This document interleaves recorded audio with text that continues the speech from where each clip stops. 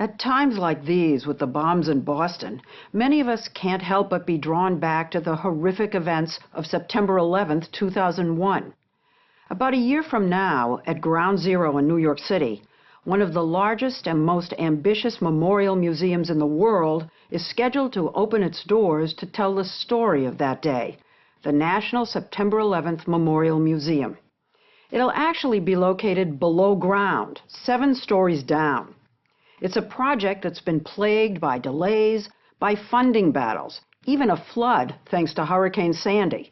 But if you can believe it, those things were the easy part. The bigger challenge, how do you convey the horror of 9/11 without making it unbearable? Memorialize a day most of us wish we could forget. Tonight we'll take you down below for a first in-depth look at what our nation's 9/11 museum will be. The story will continue in a moment.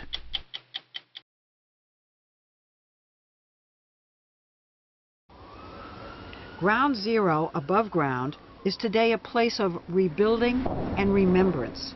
At its center is a serene memorial plaza with 2 giant cascading pools, twin voids set into the footprints where the towers of the World Trade Center once stood. Each pool is surrounded by names, 2,983 of them, plus some who didn't even have a name. It's quiet and powerful as people come, over 7 million so far, to touch and feel, and in some cases mourn fathers, sisters, children. But you won't find anything here about what actually happened on 9/11. Nothing about the buildings, the planes, nothing about the terrorists.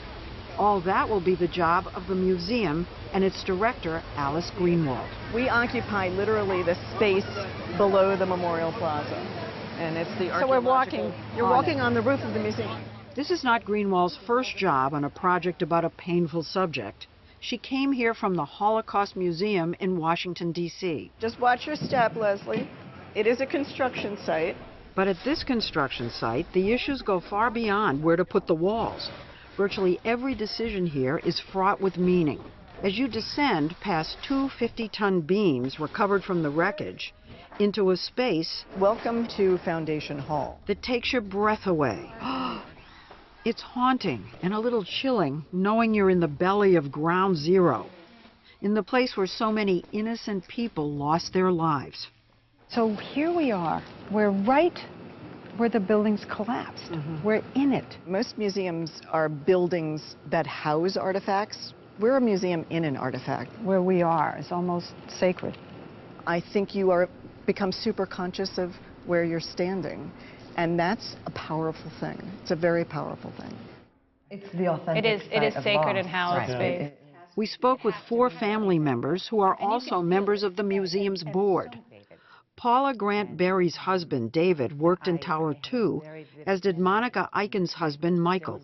And Thula Katsamatidis' brother, John, was in Tower 1, and Tom Roger's daughter, Jean, was a flight attendant on American Airlines Flight 11. The site radiates something for us all in a very special way. That's where the final resting place of our loved ones is. It has to be there. It has to be there. Yeah. And you can feel it. This is the remnant of the exterior structure that made up the Twin Towers. One of Greenwald's first challenges in this hallowed space was deciding where the story of 9/11 should begin. We begin with the voices of people from around the world, I was driving to work. remembering where they were when they heard about the attack. Barged in and said, Oh my God, the plane has just crashed into the World Trade Center. The idea is to acknowledge that most visitors will bring their own memories of 9/11, which was witnessed within hours by people all across the globe. Phone rang, woke me up. My business partner told me to turn on the television. Greenwald says we are all survivors of 9/11, so it's fitting that visitors will descend to the main exhibits of the museum beside an enormous staircase, now encased in wood, that served as an escape route. On 9/11, hundreds of people ran to safety down this stair. The so-called survivor staircase is one of several artifacts so big the museum had to be built around them. like this fire engine lowered in through a hatch in the roof that will honor first responders, 441 of whom lost their lives.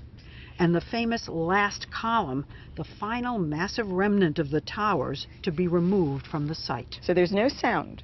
But we found that some of the most powerful things on display here, Okay, so that's Flight 11. Takes off from Boston. 807. won't be physical artifacts at all. Oh, look, the second Okay. plane.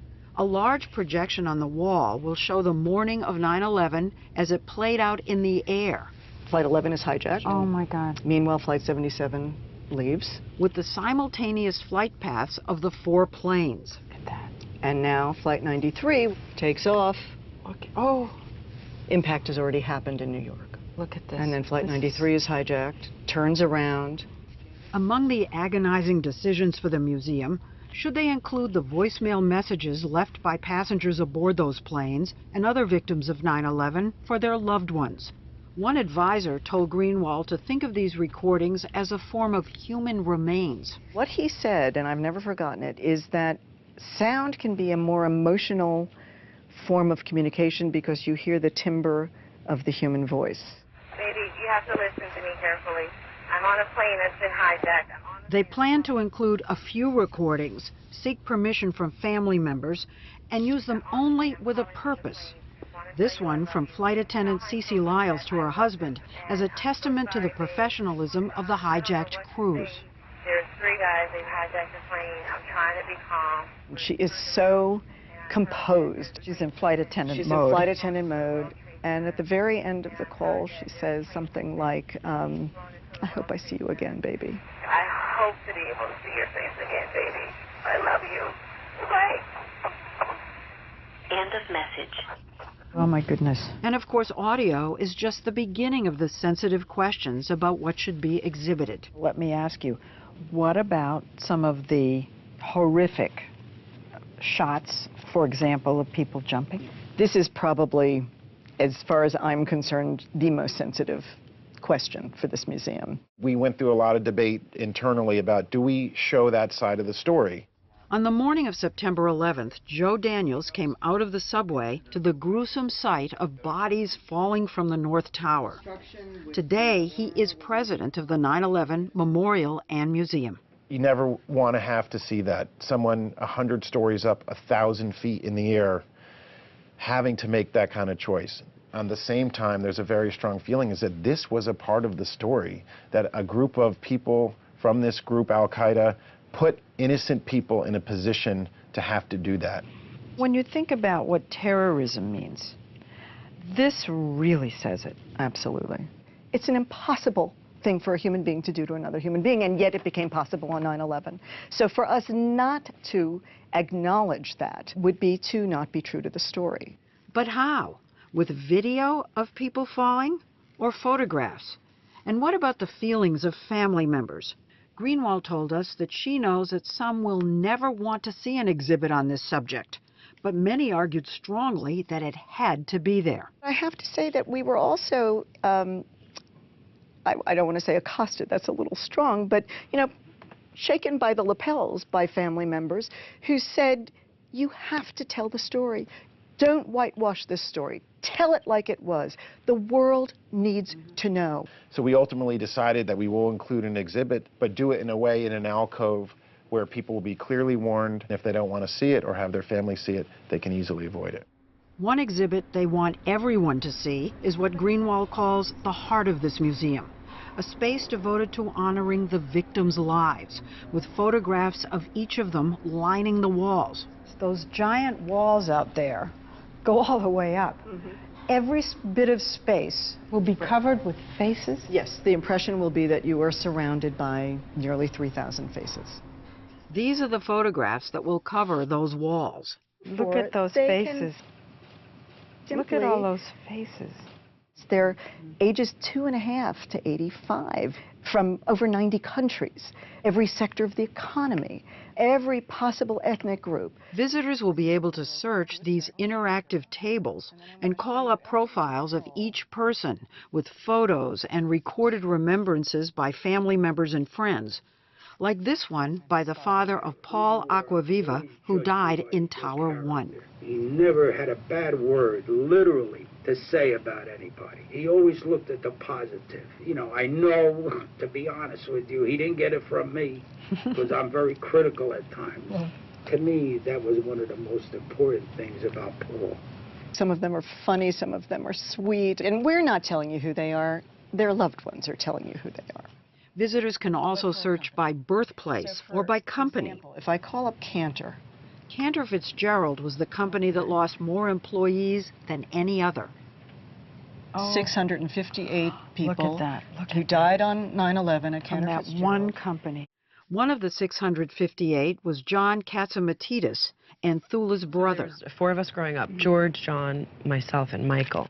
We were there the day she brought photos to contribute to John's profile to the museum's chief curator. Well, that is just so cute. I know. What's it like to go through the photographs and choose?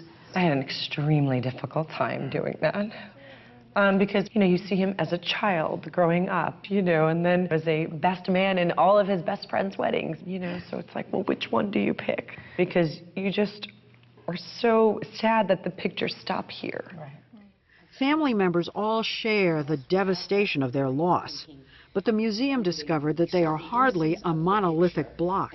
It's the families of nearly 3,000 people. It's, you know, probably 10, 12,000 people, all of whom have their own perspectives, their own desires, their own ideas about what kind of museum should be here. Was absolutely every single tiny little thing an argument? There were lots of issues. And lots of issues. Like whether to exhibit pictures of the perpetrators.